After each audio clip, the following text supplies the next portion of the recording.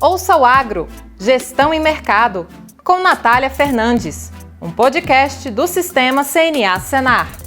Olá, sou Natália Fernandes, coordenadora do Núcleo de Inteligência de Mercado da CNA, e esse é o primeiro episódio do nosso podcast Ouça o Agro. Nosso convidado de hoje é de casa, é o diretor técnico da CNA, Bruno Luque. Antes de a gente entrar um pouco no tema do podcast de hoje, Bruno, fala um pouquinho pra gente sobre o objetivo, o que a gente vai tratar em todos os episódios do nosso podcast. Olá, Natália, tudo bem? Um grande abraço para todos aqueles que estão nos acompanhando. Bem, a ideia do podcast é complementar, os veículos de comunicação que a CNA tem para atingir o produtor. Hoje nós temos o site onde tem vários boletins informativos, tem as redes de WhatsApp, onde a gente manda também muita informação, tem os vídeos, a nossa TV. Então faltava algo mais do ponto de vista ligado ao rádio, e nada mais moderno que o podcast para o produtor poder estar ouvindo enquanto ele faz uma viagem, enquanto ele está no carro. Então a ideia é que a gente traga alguns assuntos, principalmente ligados à parte de gestão e mercado, principalmente aqueles que a gente levanta no projeto Campo Futuro da CNA, que é um conteúdo muito rico de informação para o produtor e que o produtor possa usufruir dessa informação nos momentos que ele tiver um tempinho ali para escutar o podcast. Pois é, tem muita informação relevante que a gente acaba gerando aqui dentro da CNA, discussões também, e esse é um espaço que a gente realmente quer que o produtor rural, os profissionais do setor participem e se mantenham informados sobre tudo que precisam para a tomada de decisão, dentro da propriedade, dos seus negócios rurais. Bom, então já entrando no assunto do nosso podcast, que a gente vai falar um pouco aí sobre o panorama de custos e também perspectivas para o próximo ano, eu queria que você falasse um pouco qual foi o comportamento das atividades agrícolas durante esse ano, quais foram os insumos que mais impactaram o custo, como você avalia que foi o desempenho do setor nesse ano de 2021?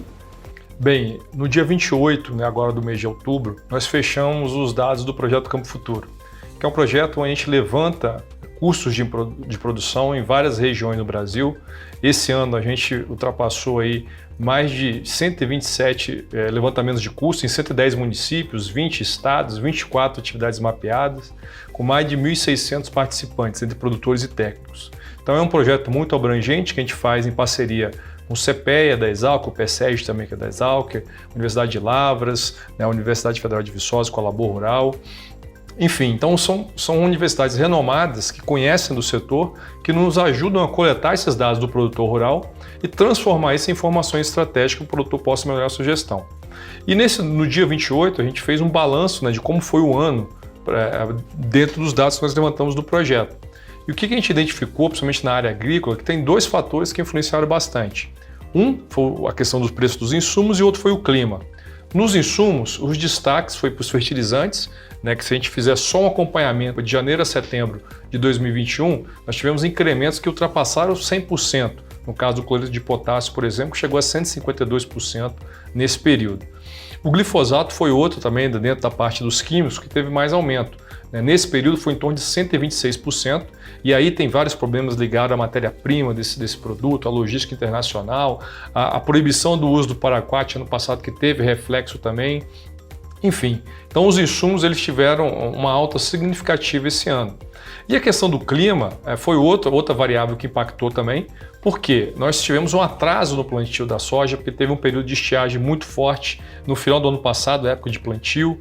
Isso impactou depois no ano seguinte. Tivemos pequenos veranicos que também afetou a produção de café, a produção de cana, mas o mais impactado foi o milho segunda safra. O milho segunda safra, nos painéis que nós acompanhamos, em algumas regiões, a queda foi de 40%.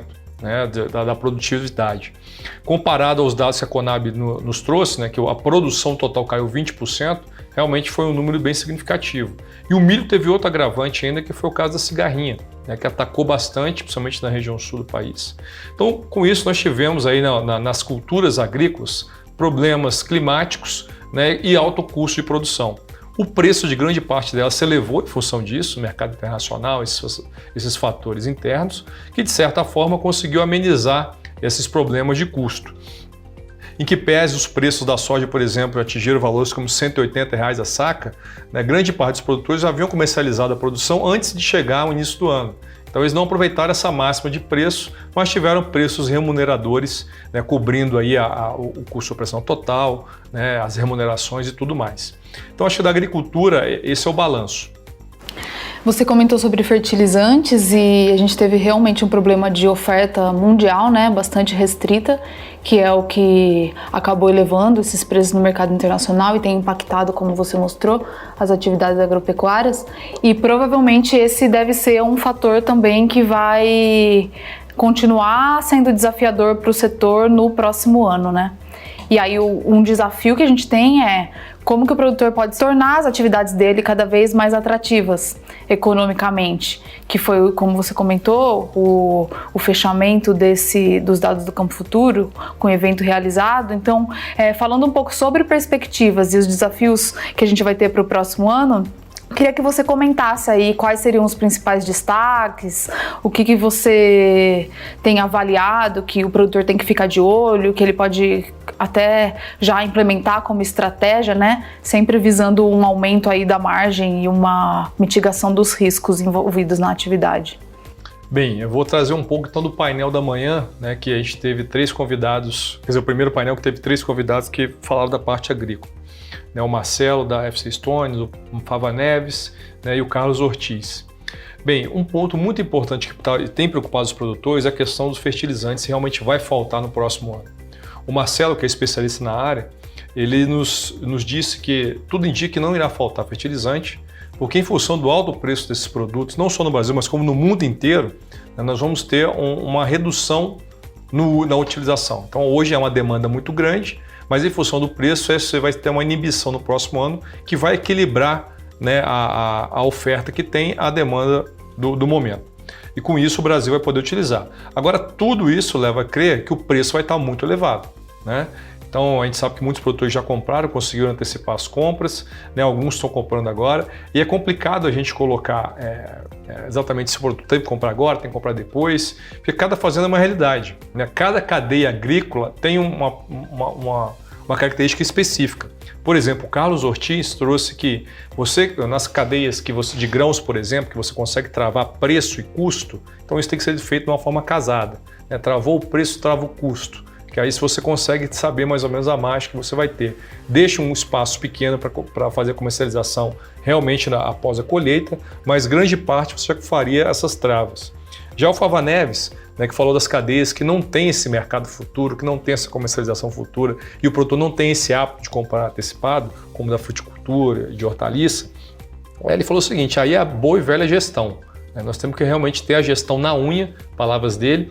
E outra coisa, antes do produtor se tornar maior, ele tem que ficar melhor, né? Então, antes de dar grandes passos de investimento, pensar na estruturação da propriedade de uma forma que aproveite a onda positiva do mercado, então corrige todos os problemas que você tem, deixa realmente a propriedade redonda do ponto de vista técnico e gerencial, para depois você evoluir no momento de grande incerteza como é esse que a gente está vendo para o ano que vem. É nesses momentos que realmente a gestão tem que imperar ali dentro da propriedade, né? O produtor ter o controle de custo para conseguir avaliar o que ele pode fazer. E o Marcelo acabou dando uma sinalização também de momentos, né, relacionado à tendência dos preços de fertilizantes ainda para o próximo ano, momentos que podem ser importantes para o produtor fazer essa aquisição. Ele comentou que se os preços começarem a recuar, isso deve vir lá para o terceiro trimestre do ano, no início do ano ainda vai ter uma valorização, então isso também fica como uma informação para o produtor, né, que se ele tiver que comprar o insumo ainda para utilizar no início do ano, é importante que ele já vá fazendo essa aquisição, se ele tiver caixa para isso, porque a tendência é ainda de elevação dos preços, e caso ele utilize esse insumo lá mais para o final do ano, que ele pode fazer uma aquisição de um volume menor agora e esperar talvez um preço mais atrativo para o próximo ano, né? Indo para o lado da pecuária, que foi um outro painel, também foram atividades que tiveram resultados em partes positivos, né, durante o ano, também desafios relacionados à questão de aumento de preço de insumo, algumas questões também com o fechamento de mercados, né, que de certa forma compromete a demanda e impacta nos preços. Conta pra gente um pouco quais você acredita que são os principais pontos das atividades pecuárias de destaque do ano de 2021 e já o que o pessoal do setor tem visto como relevante para o próximo ano? Bem, no caso da pecuária, a ração foi um dos principais itens, né, que impactou tanto a avicultura, a suinocultura, como a pecuária de leite e corte. O milho e a soja, como tiveram valores muito elevados, isso foi transferido para o custo de produção de grande parte dos produtores. E aí eu saliento algumas cadeias específicas, como da avicultura. Na avicultura a gente pesquisou aí, Paraná e Santa Catarina especificamente, sistemas integrados de aves de corte, né? E basicamente só foi uma região das 5 que nós pesquisamos que conseguiu cobrir, né, o custo operacional total, que é o desembolso, mais o prolabore e as depreciações. Todas as outras mal conseguiram cobrir o desembolso, né, que é o gasto corrente deles. E isso é preocupante, né, porque a depreciação, principalmente na avicultura, que é uma atividade que demanda muita tecnologia, ela realmente impacta bastante.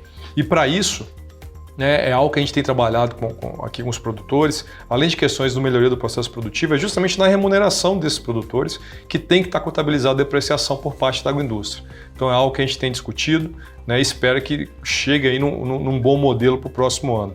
Nas cadeias do leite e da carne, né, o leite principalmente, a gente segmentou em atividades de alta, média e baixa tecnologia e ficou nítido. Né, o leite é uma atividade muito de escala de produção, eficiência e indicadores técnicos.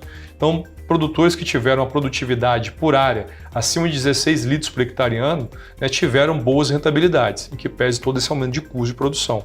Né, os médios e pequenos produtores, né, que tiveram uma produtividade menor, conseguiram cobrir apenas o desembolso, né, não a depreciação e o prolabore, né, ficando com a margem líquida negativa.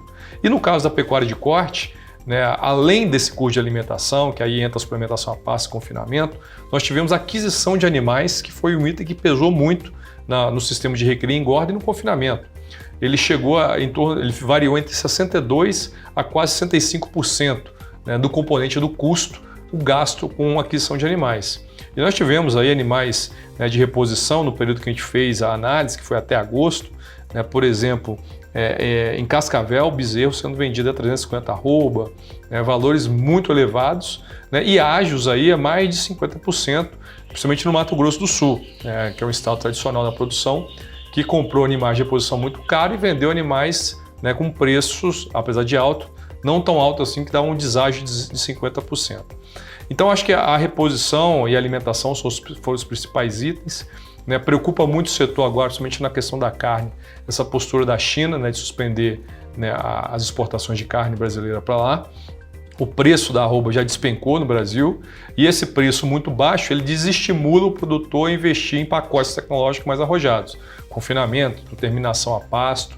Então é algo que a gente tem trabalhado junto ao Ministério da Agricultura para tentar reverter essa situação e esse preço pode estar pelo menos em equilíbrio, né, para manter a atividade atrativa para o produtor seguir investindo. Tanto os desafios relacionados à agricultura quanto à pecuária, que você comentou aqui, são pontos que não estão muito no controle do produtor, né? Queria que você falasse um pouco assim, o que você acredita que o produtor possa fazer para conseguir se manter na atividade e tendo resultados positivos e também como que você acredita que a CNA pode contribuir para auxiliar esses produtores diante desse cenário de desafios ainda para o próximo ano? Bem, vou relatar um pouco então do segundo painel que nós tivemos no dia 28, né, onde tivemos especialistas como o Thiago do CPEA, a Lígia Pimentel e o Marcelo Carvalho do AgriPonte. Todos foram unânimes em dizer que os custos vão permanecer altos ainda no primeiro semestre do ano que vem. Né, seja essa questão do câmbio, atrelado aos insumos que nós utilizamos, a suplementação com fosfato bicálcico que é importado também, seja pelo preço da soja e o milho que vão estar alto nesse início do período. Então, e a reposição, que em que pese o ciclo pecuário já começa a ter uma oferta maior de animais, porque a gente está tem 30 meses que nós estamos retendo fêmea, né? Então já é um período que eu já consigo ter mais bezerros à disposição, ele ainda vai estar buscando equilíbrio, né? Então os custos vão permanecer altos.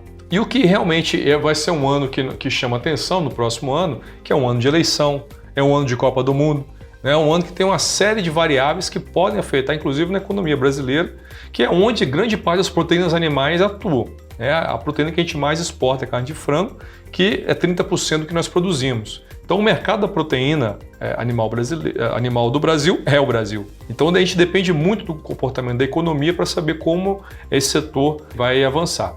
Mas um ponto que todos colocaram ali é que a volatilidade de preço já faz parte da vida do produtor. Então no caso da pecuária de corte, você tem ferramentas de mitigação de risco, né, que a Lígia colocou muito bem, que algumas já podem ser avaliadas pelo ponto de vista de custo, né, travando esses preços ou buscando um seguro rural que para a pecuária é algo que está sendo desenvolvido. Né. O Marcelo e o Thiago colocaram que a gestão e investimento em tecnologia é algo que dilui esses custos fixos que o produtor tem, então a economia de escala é importante nessas cadeias, como a gente já bem colocou. No caso do leite, a gente teve a análise dos sistemas de compost bar que deu muito certo, resultados muito positivos, enfim. Então acho que esse foi o que eles colocaram. Trazendo para o ponto agora da CNA, e a gente já faço aqui um paralelo analisando as cadeias da agricultura e da pecuária em conjuntos, nós temos realmente essa preocupação com os insumos, pelo alto preço que eles estarão no ano que vem. Então a gente tem discutido com o Ministério da Agricultura, temos discutido inclusive com a FPA alguns projetos de lei para fomentar a indústria doméstica de fertilizante. Hoje a gente importa mais de 76%, então é algo que a gente está trabalhando num projeto de lei específico. Nessa questão também dos defensivos, do glifosato, a gente está mapeando com a nossa área internacional, os escritórios que a gente tem, principalmente na China, qual que é a perspectiva de produção do fósforo amarelo, que é o principal percussor do glifosato na China, e buscando os adidos também para dar a visão de outros países que são importantes produtores. Enfim, nós estamos tentando trazer informação e buscar alguma ação do ponto de vista institucional que possa permitir que o mercado não tenha muita alteração, alterações que, vamos dizer assim, artificiais, que o mercado atue como mercado, que eu acho que esse é o que a CNA defende. E para isso, outras questões são importantíssimas, como o crédito rural, para um custo mais elevado do capital de custeio é importante, investimentos que vão realmente agregar produtividade, diluir custos nesses momentos mais complicados, como a armazenagem, e aí entra recursos do plano agrícola para o PCA, que é a linha de construção de armazéns, que saiu, já acabou. Então a gente está trabalhando para que isso, de certa forma, retome e buscando principalmente o mercado privado, o mercado de capitais, a melhoria do ambiente de negócio, para que o fundo do setor agropecuário ele seja mais robusto, ele não dependa só de governo e tenha uma composição também com o mercado privado. Além disso, a CNA está estruturando um curso de gestão de risco de seguro rural para o próximo ano. A Faculdade de CNA já vai começar esse curso em janeiro, em parceria com a FENSEG, em parceria com o Ministério da Agricultura. Então a gente espera que o produtor também entenda mais para ele poder fazer uso e nos ajudar. E por fim, a questão da gestão da propriedade. Acho que isso que a gente está fazendo aqui agora é levar a informação ao produtor, é o produtor realmente analisar caso a caso. A Lígia Pimentel falou algo muito importante, cada fazenda é uma digital, então não tem receita de bolo, não tem uma recomendação que a gente vai dar aqui, vai servir para todo mundo. Agora tem várias variáveis que a gente pode trazer o comportamento e os possíveis cenários. E com isso o produtor tomar a decisão. Então acho que esse é o nosso papel, é isso que a gente quer fazer com o podcast, é isso que a gente faz com os dados do Campo Futuro, isso que o Senar faz com a sua assistência técnica e gerencial. Tá todo dia ali com o produtor, levando informação e orientando como produzir de uma forma economicamente viável para ele ter um lucro maior, que esse é o objetivo. Muito bom, Bruno. Acho que aí a gente tem dois pontos, para fechar. Um relacionado ao mercado mesmo, as atividades têm seus ciclos, como você comentou aí, questão de fertilizantes, então a gente teve uma redução de oferta, preços altos, logo a gente tem uma regulação, um equilíbrio dessa questão de oferta e demanda, um uso, uma demanda menor pelos produtores e o preço se regula. O mesmo vai acontecer para os produtos agrícolas e pecuários, vai ter um equilíbrio também de oferta e demanda, o produtor maior capacidade de investimento, logo esses preços podem voltar a se recuar por um aumento de oferta. E por outro lado, esse papel da CNA relevante de estar desenvolvendo essas políticas públicas que possam apoiar o produtor mesmo diante desses cenários e dessas questões de mercado que são inerentes a qualquer uma das atividades. Bom, chegamos ao fim. Obrigada, Bruno, pela sua participação. Deixa pra gente a sua mensagem final, então. Bem, primeiro desejar sucesso para o nosso podcast, para realmente o produtor fazer uso dessas informações. A gente vê um cenário tanto quanto nebuloso para o próximo ano, muitas variáveis ainda que a gente não tem a informação correta como vão se comportar. E é para isso que a CNA está aí, para ajudar o produtor, levar a informação, levar a orientação, o Senar junto também, atuando próximo ao produtor. Então deixar essa mensagem final que o produtor pode seguir contando com a gente e participando das reuniões de levantamento, dando feedback se os programas estão bons ou ruins. Nós vamos estar calibrando aí e aperfeiçoando para atendê-los cada vez melhor. Muito obrigado. Obrigada a você pela participação. Esse, então, foi o primeiro episódio do podcast Ouça o Agro, Gestão e Mercado. Esperamos vocês no próximo episódio. Tchau! Ouça o Agro, Gestão e Mercado, com Natália Fernandes, um podcast do Sistema CNA Senar.